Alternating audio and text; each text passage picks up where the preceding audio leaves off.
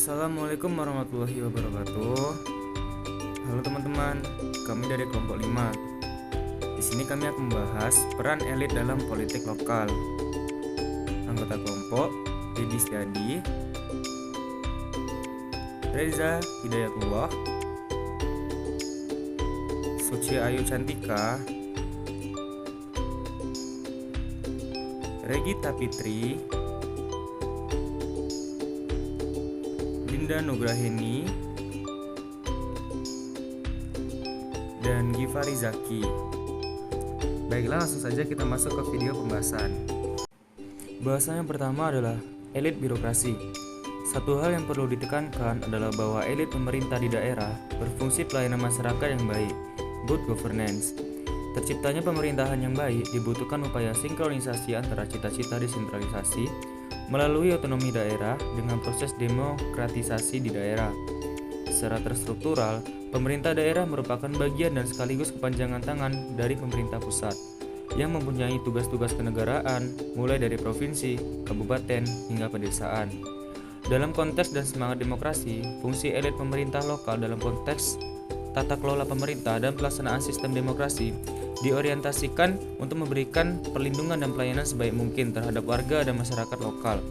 Fungsi utama lain elit politik lokal adalah menjaga kerukunan masyarakatnya. Pemerintah lokal harus tanggap dan mampu menjadi penengah atas terjadinya berbagai konflik di daerah.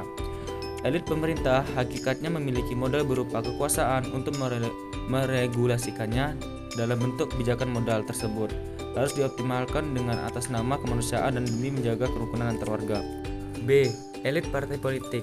Stabilitas politik di daerah sangat dipengaruhi oleh kekokohan parpol di daerah bersangkutan. Kekokohan partai politik jelas sangat ditentukan oleh para aktor atau penguasanya. Peran elit partai di daerah seharusnya menjadikan partai politik sebagai bagian dari wahana pendidikan politik masyarakat, daerah, dan alat memperjuangkan aspirasi rakyat daerah. Melihat banyaknya fenomena elit politik terfokus untuk membesarkan partai dan bukan untuk membesarkan daerahnya, hal ini akan mengakibatkan krisis kepercayaan politik dari masyarakat. Elit parpol di daerah secara umum terbagi dalam dua macam. Pertama, elit parpol di parlemen kedua, dan yang kedua, elit parpol non-parlemen. Kedua jenis elit parpol ini sangat berpengaruh terhadap kemajuan efektivitas kerja partai. Salah satu hal yang harus diketahui bahwa elit partai di parlemen merupakan bahwa dirinya bukan sekedar representasi partai, melainkan representasi rakyat yang diwakilinya. Dalam konteks otonomi daerah, keberadaan DPRD termaksud dalam UU Nomor 22 Tahun 1999 tentang pemerintahan daerah. Format UU ini sedikit banyak memfasilitasi perubahan ke arah efisiensi dan efektivitas pengelolaan sumber daya di daerah. Sementara, elit parpol non-parlemen memiliki peran yaitu melakukan pendidikan politik dan kaderisasi yang baik. Dengan demikian, partai politik menjadikan ruang kaderisasi yang baik dapat melahirkan intelektual organik. Fungsi ini akan berjalan apabila para elit parpol non-parlemen menjalankan fungsi kaderisasi dengan baik. C. Elit ekonomi. Selanjutnya adalah peran elit ekonomi di daerah. Elit ekonomi di daerah memainkan peran strategis dalam politik lokal. Ada 3 kategori peran elit. Yang pertama, peran elit ekonomi di birokrasi. Yang kedua, peran elit ekonomi di partai politik. Dan yang ketiga, peran elit ekonomi non-politik. Ketiga kategori ini mencerminkan ranah-ranah yang dimasuki oleh para elit ekonomi. Banyak para ekonom yang menjabat birokrasi, ada yang di partai politik, dan ada pula yang di luar struktur politik, namun berpengaruh luas baik di birokrasi maupun partai. Dalam sistem politik yang oligarkis dan otoriter, elit ekonomi yang bisa merasuk ke dalam jaringan birokrasi adalah oknum-oknum yang dekat dengan kekuasaan. Dengan pola semacam ini, pemerintah yang ada menjadi pemerintahan kapitalis oligarkis, sebab di dalamnya kekuasaan birokrasi didominasi oleh para penguasa, diktator, dan penguasa kapitalis. Seperti dalam ulasan Fedi R. Hadis, kekuasaan Soeharto yang otoriter dan bertahan lama berkembang secara perlahan-lahan menjadi instrumen kekuasaan di bawah cengkraman oligarki dan dengan watak kapitalis. Oligarki ini, lanjut Hadis, menggabungkan serangkaian bisnis, kepentingan-kepentingan politik, dan birokratik yang berpusat pada jabatan dirinya sebagai presiden. Karenanya, muncullah keluarga-keluarga kapitalis birokrasi seperti keluarga Cendana, berjulis kecil, yang terdiri dari konglomerat-konglomerat besar Cina dan koperasi pribumi yang berpengaruh dan kekuasaan terikat dengan penggunaan kekuasaan negara. D. Elit agama. Selanjutnya adalah elit agama. Elit agama di daerah sangat berperan dalam aktivitas politik lokal. Para elit agama mempunyai modal sosial dan simbolik berupa jamaah, pengetahuan agama, dan karisma yang membuat dirinya dipatuhi oleh segenap masyarakat di daerah. Seringkali dalam sebuah pilkada, para calon bersilaturahmi ke pondok-pondok pesantren atau ke rumah-rumah kiai untuk meminta doa dan restu politik. Namun, nampaknya ada timbal balik antara agama di daerah dengan kebijakan politik di tingkat lokal. Bukan hanya elit agama yang mempengaruhi aktivitas keagamaan di daerah, sebagaimana ditegaskan oleh Prajarta DS bahwa transformasi praktik-praktik keagamaan di tingkat lokal secara langsung maupun tidak langsung dipengaruhi oleh kebijakan politik penguasa.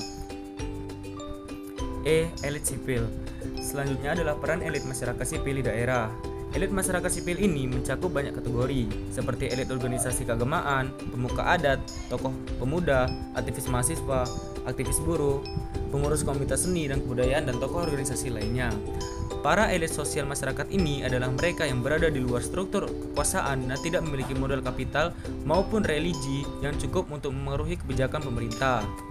Dengan kata lain, elit sosial masyarakat adalah representasi dari elit masyarakat yang menjadi penggerak civil society. Terma civil society di sini merupakan representasi kekuatan rakyat, atau lebih tepatnya adalah bentuk dari kekuatan sosial yang menurut Huntington bisa meliputi kelompok etnis, teritorial, dan status.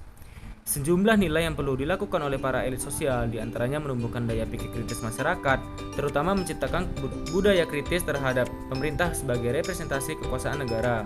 Satu hal yang harus tetap dikawal oleh para elit masyarakat sipil di daerah adalah letaknya kepentingan umum, karena kepentingan umum adalah kepentingan lembaga-lembaga masyarakat.